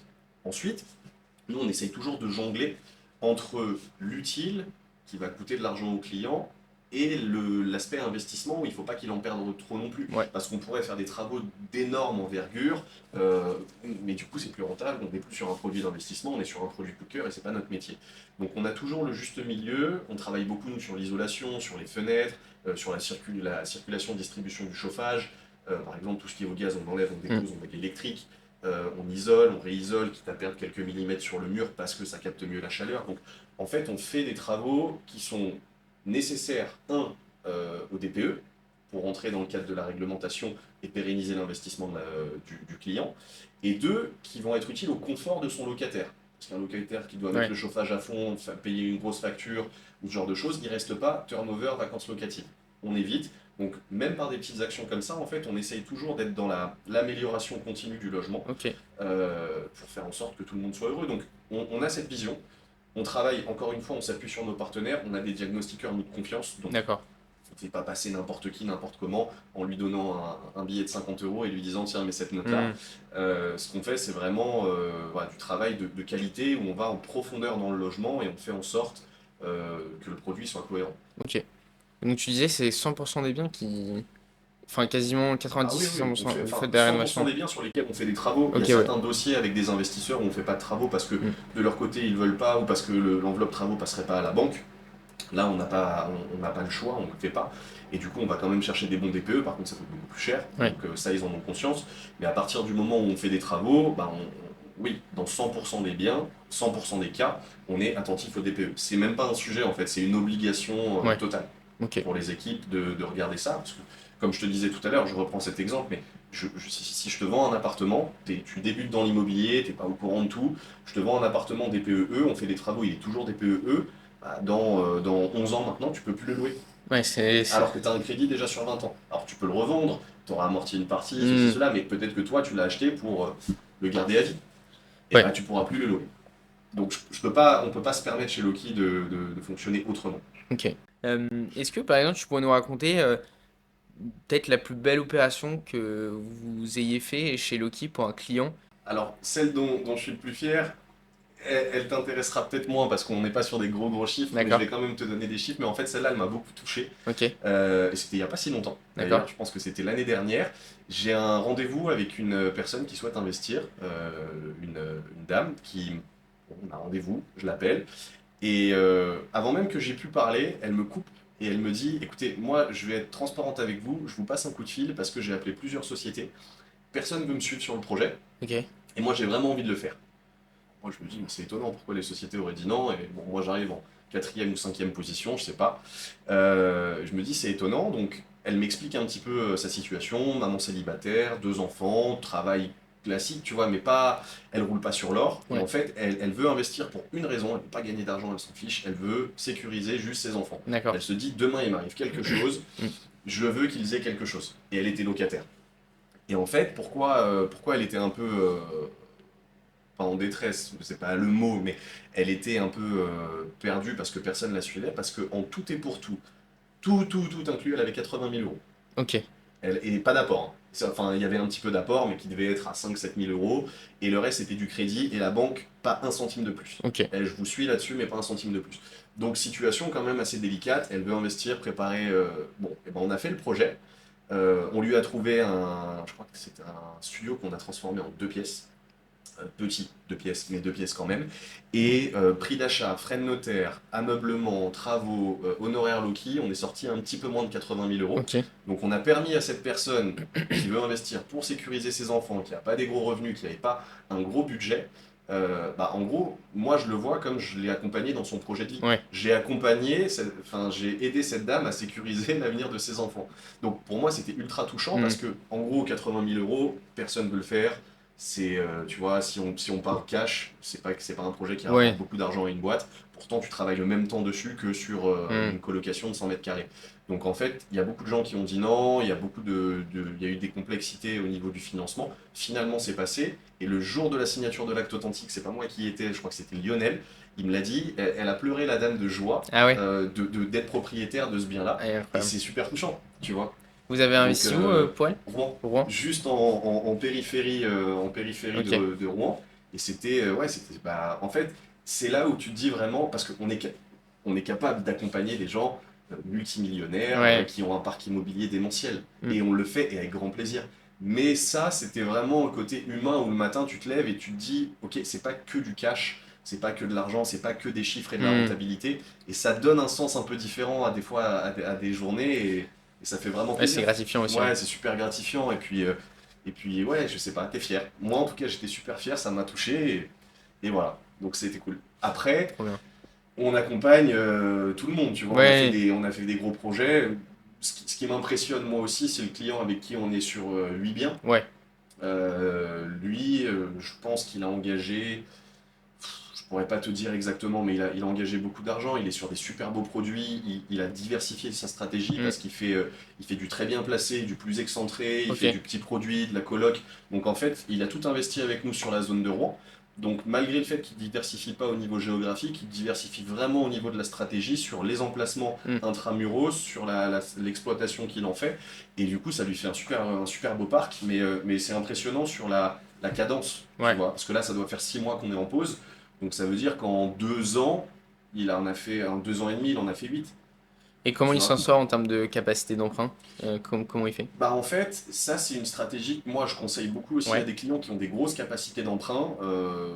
Bon, il a des très très bons revenus, Hmm. donc il n'avait pas trop de blocage, mais admettons que la banque lui dise, voilà, votre capacité c'est 2 millions, il va pas faire un immeuble à 2 millions, bien que ça puisse être intéressant.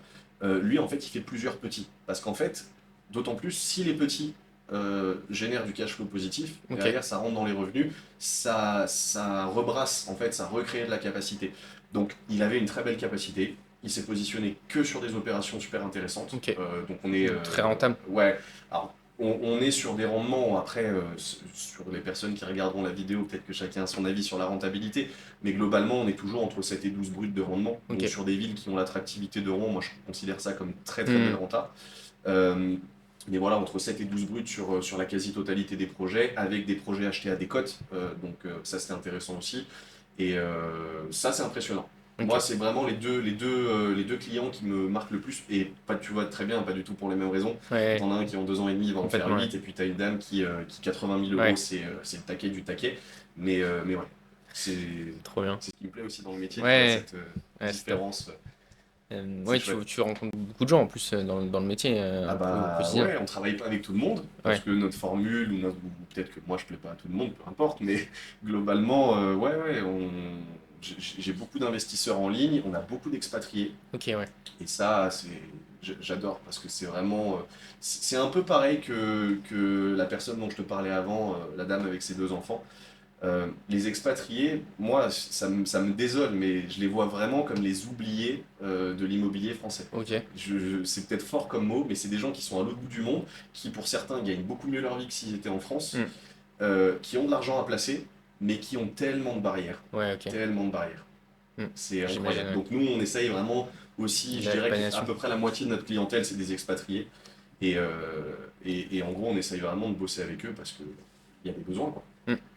Quand tu Bah, travailles à Dubaï, que tu payes pas d'impôts, mais que tu cotises c'est pas à sûr, ta ouais. retraite, T'as besoin bon, de. t'es français, t'as de la famille en France, l'immobilier, ça peut te rassurer en France. Ouais. T'as besoin de Comment penser à tu fais, l'avenir, ouais. tu vois? Ouais. Donc, Normalement, t'es complètement bloqué, mais c'est vrai que l'investissement clairement correspond très bien en partie. à ce type de profil en partie, Ouais, ouais. c'est le Ouais, financement. complètement. Mais bon. Euh, Est-ce qu'on peut revenir sur le vrai faux? On avait parlé rapidement des formations immobilières. Nous, on en compas aussi, on a notre avis sur les formateurs. Je pense qu'il y a vraiment de tout. Toi, c'est quoi ton avis là-dessus? Sur des formateurs un peu connus, je sais pas, des Yann Darwin par exemple, des choses comme ça qui créent des formations. Est-ce que tu penses que il y a beaucoup d'arnaques, mais est-ce que tu penses aussi qu'il y a vraiment des formations qui apportent beaucoup de valeur à l'investisseur et qui valent leur prix? Ouais, Ok, je pense. Déjà, bah, t'as cité Yann Darwin, c'est pas le seul, mais déjà, faut les féliciter, ouais, parce que c'est un gros boulot quand même qu'ils font. Ça coûte un certain prix, mais après, il y a aussi du contenu à l'intérieur, et à partir du moment...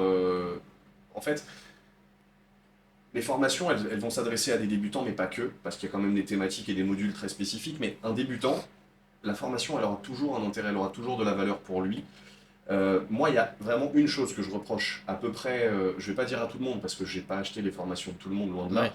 Ah, t'as mais quand même acheté certaines formations? ouais, Ok. pour regarder, parce que des fois, quand j'ai des investisseurs qui me disent, tiens, j'ai pris telle formation, je veux faire telle, Ah oui, je tairai le nom de la formation, mais ah, moi, telle stratégie. je veux faire une doublette. Je sais pas si tu sais ce que c'est, mais c'est vendu Non. dans certaines formations. La doublette, c'est le fait d'acheter deux biens en même temps avec Ok. deux banques qui n'ont pas les mêmes organismes de caution pour que ce soit indétectable entre l'une et l'autre. Ok. Donc tu fais une demande de crédit à la banque A, demande de crédit à la banque B, en même temps, les deux acceptent, parce que du coup, tu n'as pas de mouvement sur les comptes, Ouais. et en fait, avec une capacité où tu peux en acheter qu'un, tu en as deux, Ok. tu vois. Et ça, c'est vendu dans des formations IMO. Donc en fait, moi, je me dis, c'est juste monstrueux, tu vends ça à quelqu'un qui gère pas son argent, le gars est en totale galère derrière, donc bon, c'est pas... Mais bon, donc j'en ai acheté pour voir. La seule chose où j'ai un peu de mal, c'est que les personnes qui vont vendre des formations vont pas vendre l'accompagnement qui va avec. Hmm. Donc en fait, on te dit comment faire. Et du coup, comme on te dit comment faire pour vendre la formation, des fois, on est un peu pas réaliste. Ouais. C'est un peu trop facile, ou ça sert à rien si t'as pas 15% de rentabilité, faut aller dans des petits villages, enfin, tu vois, il y en a qui vendent ça, pas tous, hein. Mais il y en a qui vendent ça, et le problème, c'est que derrière, ces gens-là, soit ils le font tout seuls et ils vont un peu galérer, soit ils font appel à des sociétés comme les nôtres, et nous on reçoit des gens qui sont un peu déconnectés de la réalité, Ok. qui disent en gros, voilà, moi j'ai 100 000, j'ai pas d'apport, je veux 15% de rentabilité, je veux être super bien placé avec plus-value. Bah, je veux Ouais. bien, mais je suis pas magicien, je peux pas tout avoir. Et Ouais, le des choses problème sont des pas possibles. formations, c'est que souvent, comme ils n'accompagnent pas derrière, il n'y a pas d'engagement, tu vois, il y a pas, c'est difficile d'être vraiment.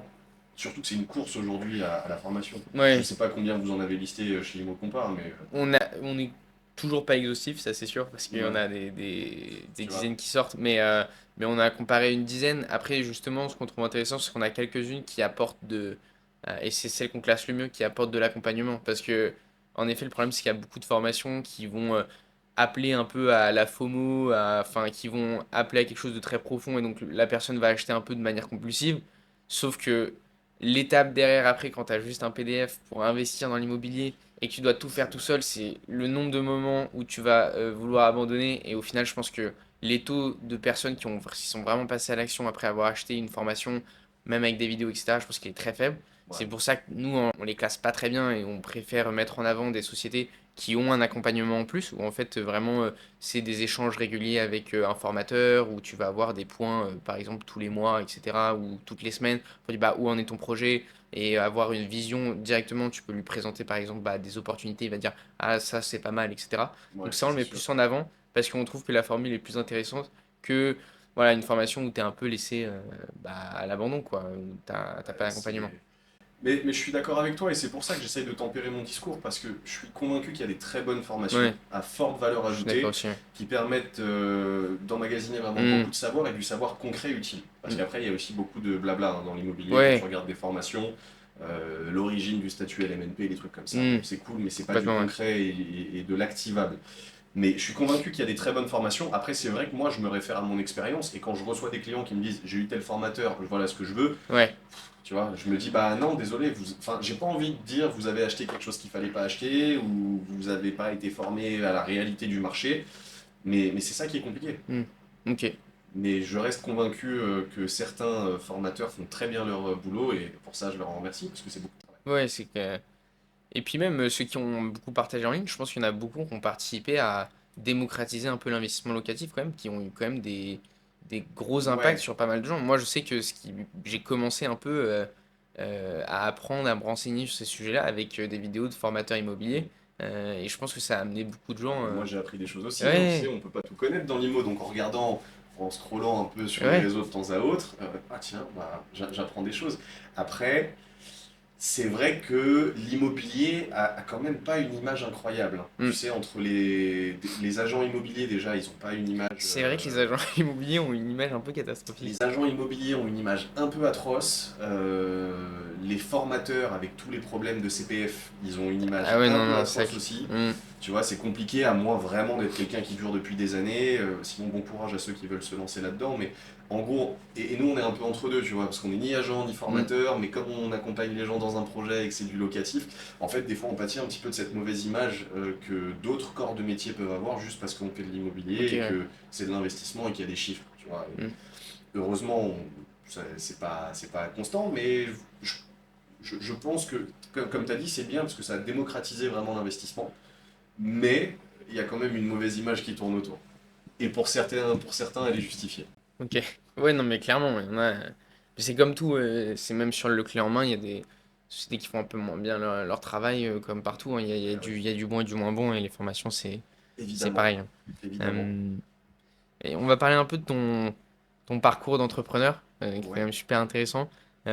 C'est quoi les plus gros obstacles que tu as eu face à toi depuis la création de Loki? Euh, je, je sais pas si j'ai un obstacle à te donner en particulier, parce qu'en fait, comme on est trois, c'est quand même, on est soudés on monte les montagnes plus vite, Ok, tu vois. Mais l'obstacle qui est quand même quotidien, c'est comme j'ai pas eu d'expérience entrepreneuriale avant ça, ouais, euh, en tout cas pas vraiment poussé. Ce qui m'a fait très bizarre et ce qui aujourd'hui, c'est pareil, c'est que il y a vraiment personne sur qui tu peux te reposer. Demain, si tu veux développer ta boîte, que tu as une idée ou quoi, tu es obligé de le faire tout seul. mm, T'as pas, tu sais pas faire, je sais pas, tu sais pas mettre à jour ton site internet. Moi, j'ai pas de développeur dans la boîte. Bah, c'est moi qui vais ouais, sur la console d'administration, qui met les trucs à jour. Mais si je sais pas faire, bah, là où un pro que je pourrais payer va prendre 2 heures, moi j'essaye d'apprendre pour le faire, je vais prendre 8 heures. mm, Donc en fait, je perds beaucoup de temps des fois sur de l'apprentissage. Après, j'ai l'autre côté de la médaille, c'est que j'ai appris. Je pense, je sais pas combien d'années il aurait fallu apprendre ouais, tout ce que j'ai appris là, si j'étais resté dans un autre mode professionnel. Mais c'est ça, en fait, vraiment le plus gros obstacle, c'est d'améliorer ta société au jour le jour, de maintenir un niveau de qualité pour tes clients qui soit impeccable, mm, et le tout en essayant d'être innovant, mais sans pouvoir te reposer sur personne.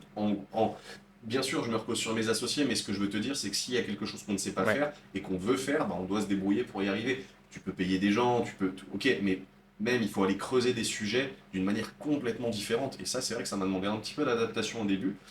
Euh, et aujourd'hui, je suis très adapté avec ça, mais ça reste quand même un obstacle parce qu'en fait, c'est faut apprendre, et en apprenant, des fois, tu rates. Ouais. Et j'aime pas trop rater. Mais alors, on dit toujours que c'est de l'apprentissage, c'est vrai. Parce que quand tu fais quelque chose, que tu le rates, bah, tu sais que la fois d'après, il faut pas refaire la même chose.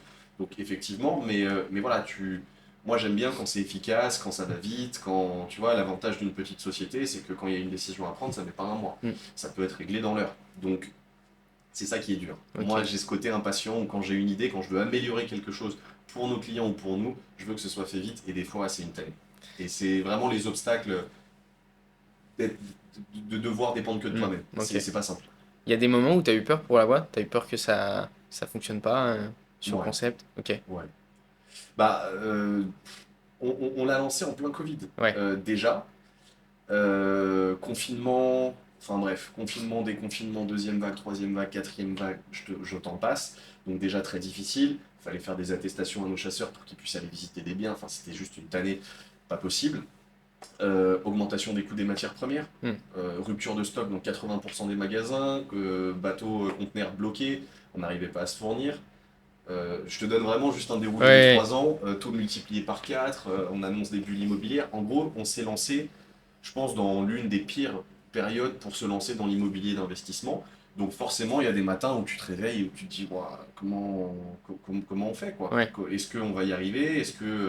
Parce que tu n'as que des soucis de partout et toi tu veux pas que le client le ressente, tu veux pas le dire au client. euh, parce que tu vas trouver une solution. Mais en attendant, il y a eu des moments très anxiogènes où je me suis dit, ça va être dur. Ok, Et après, c'est vite passé parce que, comme je t'ai dit, j'ai la chance d'être accompagné par deux associés qui sont top, donc qui savent aussi remettre un peu, des fois, de l'ordre sur ce qu'il faut, qui savent prendre le relais, qui savent. Je suis extrêmement bien entouré avec ok, eux et du coup, ça permet d'aller beaucoup plus de l'avant. Aujourd'hui, en toute honnêteté, on a passé tellement de difficultés, tellement de choses, de difficultés, c'est le mot, qu'aujourd'hui je suis ultra, je vais dire serein. ok, Alors, on a appris aussi beaucoup, mais je suis beaucoup plus serein parce que je sais temporiser, je sais, voilà, il y a beaucoup de choses que j'ai ok, appris sur le tas et ça va beaucoup mieux, tu vois. J'ai pas peur de la suite, au contraire. ok. Tu vois la suite avec Ouais. excitation. Oui, oui, oui, et confiance. Ok, Confiance parce que là, tu vois, moi j'ai le cap des 3 ans, ouais, alors le pas, fameux. qui veut tout et rien dire, parce que j'aurais pu tenir ce discours l'année dernière. Mais il y avait des périodes plus complexes. Mais là, j'ai le cap des 3 ans. Je sais que notre produit il plaît. Je Ok, sais, enfin, notre service, mais moi, je le vois comme un produit quand même. Je sais que ce qu'on propose, ça plaît. Je sais que ça fonctionne. Je sais qu'on peut faire mieux. Et je sais que pour l'instant, il n'y a pas de négatif. Tu vois, ok. encore une fois, je suis très content quand je vais sur Google. Je le fais de temps en temps, voir Loki et que je vois 5 étoiles sur 5 Hmm, et que je vois les notes qui augmentent. Parce que c'est pas moi qui réponds aux commentaires, mais je suis super content. ouais. Alors sur Trustpilot, tu vas voir, je crois qu'on a 4,1, mais quand tu vas dedans, il n'y a que des 5 étoiles, parce qu'ils font une espèce de moyenne Et un peu bizarre, mais quand il n'y a pas beaucoup d'avis, ils font voilà, quelque parce chose, qu'on n'en a pas ils trop, diminuent la note parce qu'il n'y en a pas assez. on communique pas là-dessus, mais, Euh, mais voilà, donc en fait, ouais, je suis convaincu que ça va fonctionner, je sais qu'on a toutes les armes pour le faire, et que les plus grosses barrières, elles étaient au début. ok. Maintenant, c'est des barrières que pour rajouter du plus. Là, est-ce que tu es un peu au stade de la hausse, tu dis, bon, on l'a quand même fait, ou tu es encore dans le rush de dire, c'est pas encore, on n'est pas encore sorti d'affaire dans le sens où on a une boîte qui roule et on est en vitesse de croisière, entre guillemets, ou est-ce que tu peux enfin te dire, ça y est. Je pense que, très honnêtement, dans notre secteur, je pense que t'es jamais sorti d'affaires. Ok, Il y a un an, je t'aurais dit, ça y est, on est sorti d'affaires. Et là, ouais, les banques te font x4 sur les taux et t'es plus du tout sorti d'affaires. ok. T'es dans l'affaire. Hmm, Tu vois ce que je ouais, veux dire?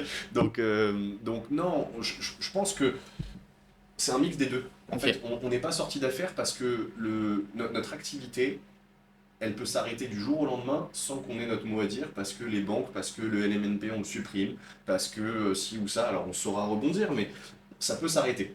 Donc on n'est pas sorti d'affaires, mais par contre on est voilà, vitesse de croisière, on sait que ça fonctionne, on sait ce qu'on doit faire pour se développer. Là on mise vraiment juste sur du développement, tu vois, mais on est très bien. géographique, Alors ou, développement géographique, développement interne, développement, il y a plein de choses d'accord, qu'on a en tête. ok, Pas que du géographique, parce que c'est intéressant, mais est-ce que, on parlait tout à l'heure, tu me demandais si Mastéos et Beanstalk faisaient du bon boulot, je t'ai répondu oui. Est-ce que pour autant j'ai envie d'avoir le maillage qu'ils ont, le fonctionnement qu'ils ont? Pas sûr. Tu ouais, vois, moi on a une méthode qui nous est propre. Je te hmm, disais que face à des grosses usines comme eux, on était des artisans et je ouais, pense que c'est aussi une clientèle différente qui hmm, va se tourner vers nous et nous ça nous va bien pour l'instant. ok, Tu vois, l'idée c'est pas de faire x10 sur qui on est, enfin de multiplier par 10 les équipes demain pour ouvrir des villes partout. ouais, ok, Surtout qu'on les ouvre pas au hasard. hmm. Tu vois, les villes dans lesquelles on est présent Je parlais de aujourd'hui, Rouen, justement, Rouen et Toulouse, et c'est une vraie exact. Enfin, stratégie, ouais. Toulouse, nouvelle ligne de TGV, Rouen, nouvelle Ouais, gare, beaucoup d'étudiants, stabilité de marché. Tu vois, on analyse vraiment les villes qu'on hmm, ouvre. On ne fait pas au doigt mouillé, donc on n'a pas d'intérêt à en ouvrir 15 demain. ouais. Et ça vous a pas fait peur quand vous avez vu Mastéos, Beanstalk lever des millions sur le secteur avec des offres similaires, même si c'est un peu différent, mais pour les gens ça peut paraître similaire, ça vous a pas inquiété? Bah, en fait, je pense qu'on n'a pas du tout la même stratégie. Et eux, ils ont une stratégie de volume, ils ont levé des millions, ils ont des super bureaux à Paris avec une équipe, je sais pas, 200 personnes dans Ouais, l'équipe. Enfin, ok, chaque fois que tu tapes un mot sur l'immobilier en tant que tel, t'as Mastéos en numéro un qui lance des pics, investissement locatif et ainsi de suite. ouais, Franchement, c'est drôle à voir. Ils sont dans une autre sphère. hmm, Il y a à manger pour tout le monde. C'est quoi? Il y a ok. 67 millions de Ce que Français. je Si on pense, enlève les enfants, il y a suffisamment de gens qui peuvent acheter de l'IMO, sans compter ceux qui sont à l'étranger. Donc, je suis pas du tout inquiet là-dessus. D'autant plus qu'on n'a pas la même stratégie, pas la même cible, et que nous, tu sais quoi, être plus petit, on y gagne aussi parce hmm, qu'on est vraiment aujourd'hui reconnus comme des experts de Rouen, par exemple. ok, On nous voit comme ça, on nous appelle pour ça, les partenaires ouais, nous d'accord. contactent comme ça, parce que, ok, on n'est pas partout, mais par contre, quand c'est Rouen, c'est nous. Et à la base, ça vous a pas tenté d'aller chercher des millions aussi quand même, peut-être avoir une croissance exponentielle, recruter à tour de bras, etc. Et si vous l'avez pas fait, pourquoi en fait? Parce que le volume entraîne beaucoup de casse. Ouais, La casse entraîne du négatif. et le négatif, tu le rattrapes pas. Mm. Donc, tu lèves des millions, et encore une fois, c'est tout à leur honneur, et j'espère franchement qu'ils vont continuer et que ça va cartonner. Je peux pas leur souhaiter de couler, tu vois, c'est pas vrai, c'est pas du tout mon éducation ni mon ADN, donc je leur souhaite de réussir. Mais tu lèves des millions, tu as beaucoup de clients, tu fais des OP, sauf que comme tu en fais beaucoup partout, tout le temps, il y a de la casse. Mm. Et la casse, c'est de la mauvaise pub. Ça veut dire, moi, tu me casses mon projet, bah déjà, je réinvestis pas avec toi. Et autour de moi, quand on en parle, bah, je te Ouais, conseille surtout pas. Et moi, ok. c'est ce que je veux absolument éviter parce que pour moi, la meilleure pub, c'est un client satisfait. Et du coup, je préfère faire plus petit mais mieux, aujourd'hui en tout cas, que faire beaucoup plus gros mais moins bien. Ok. Parce que le beaucoup plus gros mais moins bien, il peut vite t'amener dans le gouffre aussi, Hmm. hein, tu vois. Ouais, C'est tellement des grosses sommes qui sont engagées que s'il y a trop de couacs, ouais. ça peut vite devenir compliqué. On l'a vu avec des sociétés, il y en a qui ferment, que je connais, qui étaient quand même précurseurs sur le marché, pardon, et qui ferment aujourd'hui. Ouais. Donc nous, on est, comme tu l'as dit tout à l'heure, tu as utilisé le bon terme, vitesse de croisière, on accélère quand même un peu, hein, petit à petit, mais voilà, on a de la bonne pub, on a du réinvestissement, on a de Ok. la recommandation, on n'a pas de mauvais avis, on n'a pas de catastrophe qui se passe. Je pense que mes associés te diraient la même chose. Enfin, tu sais, pour parler du perso, ils ont des enfants, j'ai une petite Ouais. fille maintenant, on est dans un... Moi, je veux bien dormir. Tu sais, Hmm. je veux faire mon travail, je veux me lever le matin content, je veux que mes clients m'appellent content, et quand je me couche le soir, je veux pas être là, puis j'ai rien recommandé à aller chercher, je dois ci, je dois ça. Ouais. Non, tu vois, je veux Ok. dormir paisiblement. Donc, on va monter les marches, on en a déjà monté beaucoup Ouais. depuis notre premier jour. Euh, Beaucoup, beaucoup même. Et on va continuer, mais on va le faire à notre vitesse. Hmm.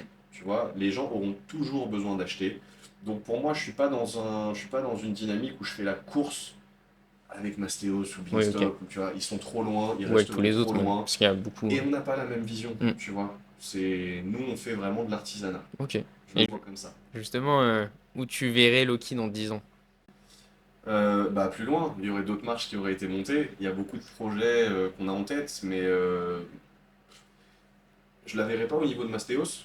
Pas forcément, attention, hein, je suis pas en manque d'ambition ou quoi que ce soit, mais c'est pas le modèle qui me va. Ok. Tu vois, c'est pas le modèle qui me va. Après, le nôtre, on a des idées d'amélioration, il y a beaucoup de choses qu'on aimerait faire. Moi, il y a plein de choses aussi qui me tiennent à cœur. Donc forcément, je vois Loki beaucoup plus haut, je vois Loki beaucoup plus gros, mais en prenant le temps de faire les choses. Ok. Quand tu dis, est-ce que dans votre stratégie de développement, c'est bon, améliorer le service peut-être, et si oui, Toujours. comment améliorer le service? Est-ce que c'est faire plus de projets, être sur plus de géographie ou offrir de nouveaux services? C'est quoi les axes que vous avez en tête pour développer la société? C'est vraiment un tout. Ok, Euh, Là, dans ce qui est un travail qu'on a déjà commencé, qui va durer des années, c'est vraiment apporter une offre ultra complète et je dirais presque non concurrençable sur les expatriés. d'accord, ok. C'est vraiment le sujet, moi, qui me tient beaucoup à cœur pour 50% de la clientèle, parce qu'en France, c'est beaucoup plus facile. En France, je peux gérer ma relation avec les clients plus facilement, eux peuvent gérer leur achat plus facilement. D'accord, Les expats, c'est moins le cas. Nous, on travaille par exemple beaucoup avec des Londoniens. ok, Il y a eu le Brexit, c'est devenu une tannée pour eux. Tout était impossible. Bah, en fait, on a quand même réussi à avancer ok, grâce notamment à nos partenaires, avocats, fiscalistes et autres. Donc, développer vraiment cette cible-là d'expatriés pour leur offrir un service qui leur permette réellement d'investir sans couac. Pourquoi pas intégrer le courtage? Moi, ok, j'en ai fait, je connais, je suis à l'aise. Lionel a été courtier aussi d'accord, à une période, donc en fait, je m'en occuperai pas moi-même, tu vois, c'est plus mon métier, mais je me dis, pour améliorer le service concrètement, bah, intégrer du courtage, ça peut être intéressant. Avoir une solution interne de financement aux clients pour pallier des fois à la ouais, banque, pour concurrencer, ça peut être intéressant. Géographiquement aussi. Géographiquement, on est sur deux zones, on sera sur plus. ok, C'est une évidence, mais toujours en gardant notre ADN, tu vois. Moi, l'idée, c'est pas de recruter demain 10 personnes et d'ouvrir hmm, 10 villes, ou de recruter 20 personnes et d'ouvrir 10 villes, si c'est pour, juste pour ouvrir des zones. Tu vois, je veux que ça ait un intérêt pour le client, je veux qu'il y ait une analyse derrière qui montre que c'est pas un mauvais choix et qu'il va pas perdre d'argent, sauf qu'il y a, enfin, tu vois, catastrophe. Donc, ouais, pour répondre un peu, recruter aussi des gens dans la société qui peuvent apporter une autre vision, une autre valeur, développer d'autres outils, tu vois, améliorer le service, améliorer les zones, développer des offres ciblées et puis peut-être compléter avec d'autres produits. ok, D'ici 10 ans, j'espère j'aurai tout checké quand on se reverra, mais ouais, il y a beaucoup de choses. Il y a beaucoup de ok. choses. On a Trop bien. plein d'idées, on pourrait en mettre plein en place rapidement, mais on veut pas se Faut brûler pas, les ailes, pas on trop veut... s'éparpiller non Ouais, plus. c'est ça, on maîtrise notre sujet pour l'instant, et on fait one by one. On est trois, tu vois, si à trois on doit faire cinq nouvelles implémentations de plein de choses, c'est pas jouable.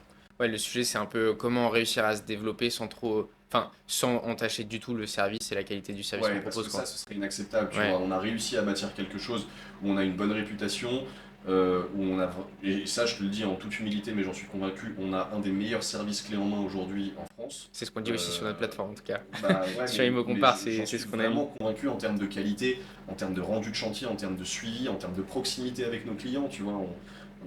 Je ne cible personne et je dénigre absolument personne, mais on n'est pas via une application. Enfin, nos chasseurs, ils prennent la voiture, ils vont chercher les clients à la gare de Rouen, Ouais, ils leur font faire un tour de la ville, ils leur offrent un café, on déjeune avec eux. Enfin, tu vois, quand il y a oui, il y une a de la visite de biens proximité, ou quand ouais. il y a ce genre de choses, on est là pour leur dire vous achetez pas que cet appart, regardez où vous l'achetez, regardez le quartier. Enfin, tu vois, on cache Ouais. rien. Donc, ce serait inacceptable de lancer des projets et qu'à côté on n'arrive pas à maintenir notre qualité et que ce soit dégradé. C'est notre plus grande fierté, ça, cette réputation. Bah moi c'est justement là bientôt je pense que j'ai envie d'investir dans l'immobilier avec une société d'investissement clé en main. Et j'aime bien j'aime bien ce côté proximité, moi ça me parle plus. Bon, on a déjà comparé les sociétés donc on a notre grille de notation etc. Mais en plus de ça c'est vrai que le côté bah, vraiment proximité, d'échanger avec les fondateurs etc. Pour moi c'est un gros plus par rapport à des sociétés comme Beanstock, Mastéos. C'est vrai qu'on est plus un chiffre, j'ai l'impression, on est moins, c'est moins à la carte. Les conseillers, c'est des commerciaux, mais aussi des conseillers un petit peu IMO. Enfin voilà, je suis un peu moins à l'aise avec ces grosses sociétés. Je pense que j'irais plus sur des sociétés un peu plus à taille humaine en fait, tout simplement. Euh, Bah, moi je te rejoins, je vais pas te dire l'inverse, c'est sûr. forcément, et puis c'est pour ça qu'on reste nous dans notre ADN, Ouais, mais c'est super important parce que comme je le dis tout le temps, tu vois, moi par exemple, quand je te parlais tout à l'heure de bourse et de crypto, ouais. j'y connais pas grand chose. Je me suis renseigné tout seul, bon, pas, pas incroyable, bah, j'ai jamais mis une somme conséquente parce que j'ai eu peur de sauter le pas. Mm. Bah, l'immobilier c'est pareil, surtout que tu fais un crédit, enfin, sauf si tu payes cash, mais Oui, c'est engageant enfin, c'est comme engageant, c'est investissement, c'est très long, engageant. Ouais. tu passes devant un notaire qui te lit 60 pages, 80 pages, des fois même plus de documents où la majorité des gens comprennent pas tout. Euh, ça fait peur. Et nous, enfin, cette proximité, on essaye de l'avoir à tous les niveaux. Je te parlais des visites qu'on fait avec les clients. C'est pareil, c'est un Parisien qui est né. Moi, je suis né à Paris, j'ai grandi à Paris, j'habite toujours à Paris. Euh, Demain, Rouen, je connais, mais Amiens, je connais pas du tout la ville d'Amiens, j'y ai jamais mis les pieds. Si je dois y investir, je serais quand même content le jour où j'y vais que le chasseur qui a trouvé le bien ne passe pas juste visiter comme un agent IMO et Ouais. que derrière, tiens, regardez dans le quartier, là vous avez le marché, là vous Mm. avez ci, que je me rende Et c'est compte un de la gros plus. réalité. Est-ce que ça me convient? Est-ce que c'est pas trop craignos? Est-ce que, tu vois, Ouais. c'est super important. Et ça, c'est quelque chose, j'espère que certains concurrents le font, mais je suis pas sûr. Mm. Tu vois, de prendre ce temps-là, parce que c'est des demi-journées, moi, je vais voir là une cliente, c'est juste pour la rencontrer. Elle fait sa journée avec le chasseur, mais je bloque une journée entière où je vais aller à Rouen, où je vais déjeuner avec elle, où on va prendre un petit peu de temps, juste pour qu'on parle de son projet, parce qu'elle veut investir pour sa fille. Enfin, elle veut faire un investissement au nom de sa fille, enfin ainsi de suite. Et elle veut être rassurée, elle veut voir la ville, donc bah, on y va, tu vois. Mm. Et Trop on bien. prend la journée, mais c'est important. Et toute l'équipe travaille pour ça, et toute l'équipe est comme ça, enfin tout le monde est joignable d'un. Enfin, tu vois, Trop bien. Ouais. c'est l'ADN. Ouais, C'est c'est l'ADN. clair. On va peut-être finir sur une question bah, voilà, légère. Pourquoi avoir choisi Loki? Qu'est-ce que ça veut dire? Euh, Ça faudra qu'on coupe, je sais plus, j'ai demandé à Vladimir, je sais plus, Ok, je me bah, on rappelle coupera. plus. Non Et, mais et enfin, quand même je te dis, le petit lézard, ouais, alors le caméléon, je peux te le l'expliquer, le caméléon, logo, ouais. Pourquoi le mais caméléon alors? bah, en fait, le caméléon, c'est parce que nous, on se voit vraiment comme des caméléons de l'immobilier. Ok, Tu vois, en fait, on est ultra adaptable. On va être couleur rouge 2 minutes après, couleur jaune, parce que je te disais, nous, on n'impose pas notre vision aux gens, on d'accord, s'adapte à eux. Donc, adaptabilité, c'est ce qui va aussi beaucoup caractériser la société. d'accord. Et le caméléon, c'est le bon symbole pour ça, parce que à 10 heures, je vais avoir un rendez-vous, encore une fois, avec un expatrié multi-investisseur qui a beaucoup d'argent à investir. Et à 14 heures, je vais avoir une personne retraitée qui achète cash pour ses petits-enfants ou je ne sais pas. Et en fait, c'est pas des projets qui sont similaires, c'est des discours qui sont différents et nous, on s'adapte et du coup, on est des caméléons. Ok, Ça, c'est pour nos clients. Après, on est aussi des caméléons par rapport au marché immobilier parce que ok. Covid, Ouais, DPE, hausse de crédit, enfin, Tu vois, faut quand même Ça a être à commencé l'aise avec le avec. caméléon? Enfin, ça a commencé avec Loki et le caméléon ou Non, vous avez changé? avant il y avait un autre nom, Ok, d'accord, mais voilà, ça marche. c'était pas ça. Ah, Le ok, logo, c'était pas un caméléon non plus, mais en fait, on a changé parce que c'était un moment où on a changé plein de trucs, le site internet, et ok, puis ouais. l'image de marque nous convenait plus, on voulait quelque chose un peu plus dynamique, un peu plus, voilà, et on a migré. Ok, Mais on s'est super. pas trop posé de questions sur le caméléon. Euh, c'est c'est venu un peu naturellement. Puis on Ok, se l'était déjà dit, pour rigoler, on se disait, ah, on est quand même les caméléons de ouais, l'immobilier, hein. Dès ok. qu'il y avait une nouvelle sur TF1 qui sortait, confinement, ceci, cela, on se dit, bon, Bah là, il y a le LMNP aussi, ils sont en train de nous sortir. ouais. Ouais, je voulais t'en parler tout à l'heure, mais bon, ça fera peut-être Ouais, un autre échange. Mais ouais, mais il y a trop de choses. Il y a mm, trop de choses. Là, il y ouais, a les meublés touristiques. Enfin, ouais, c'est complexe. bon, après, c'est pas grave. Mm, On va s'en sortir. Et de toute faut façon, s'adapter, ouais. moi, je pense que le LMNP a de beaux jours Mm, devant lui. Le statut, je pense pas qu'il va être ok, révoqué de sitôt parce qu'il apporte trop. ok, Il apporte beaucoup trop, même à l'État. En mm, premier, à l'État. Donc, je pense ouais, pas que ça va être amené à bouger. ok. Bon, bah, du coup, et puis on peut vous retrouver sur une chaîne YouTube, sur votre Ouais, chaîne Loki. YouTube, Loki, Loki, tout simplement. normalement. Et puis, Et pour travailler avec vous, c'est tout simplement bah, reprendre prise de rendez-vous exactement, avec sur, moi. sur- avec toi. Voilà, tout simplement. Prise de rendez-vous, on échange sur les objectifs de l'investisseur, on échange surtout, je réponds à toutes les questions. Et puis si derrière ça fonctionne, on a une équipe Ouais, au top qui serait ravie d'accompagner les futurs investisseurs. ouais, super. Bah, faut pas hésiter aussi à passer par Imo Compare aussi Bah ouais, potentiellement bah surtout pour avoir passer une, par ImoCompare pour avoir une réduction sur les honoraires ah oui, spéciales. exact, Euh, c'est ce qu'on a mis en place ensemble, ouais, tout à fait. Il y a exactement. une Donc réduction voilà. de notre part de 500 euros et puis vous, il y a du cashback aussi, Exactement. Non, il me mais en semble. tout Donc, cas, ouais, on est super content d'avoir de travailler avec Loki. Enfin, nous, on a quand même ce sujet, on veut aussi recommander un maximum des sociétés de qualité et il y a des sociétés où on les recommande sans aucun problème après l'analyse qu'on a faite, etc. On sait qu'on peut envoyer bah, nos lecteurs et nos utilisateurs directement chez ces sociétés et Loki en fait partie. Donc c'est vraiment agréable de pouvoir savoir qu'on envoie des clients sur des sociétés où on se fait pas de soucis, quoi. On se dit pas, il y a des gens qui vont revenir vers nous mécontents oui, de la c'est société. clair. Donc ça c'est top. Donc on est super content de travailler avec vous. Et Écoute, on va essayer de maintenir et d'améliorer oui, encore notre niveau pour que on veille au on grain. reste bien Chez Imo Compa, on veille au grain. Mais en tout bah, cas, merci beaucoup d'avoir pris le temps d'échanger. avec plaisir. Et, Merci de m'avoir invité. avec grand C'était plaisir. vraiment un Avec plaisir. grand plaisir. Merci d'avoir écouté cette interview. Tu peux nous retrouver bah, directement sur la chaîne YouTube aussi, Thibaut Pastou et Imo Compare. Il y a aussi la possibilité d'aller directement sur notre site Imo Compare pour aller comparer toutes les solutions d'investissement possibles dans l'immobilier. Donc moi je te dis merci et à très vite.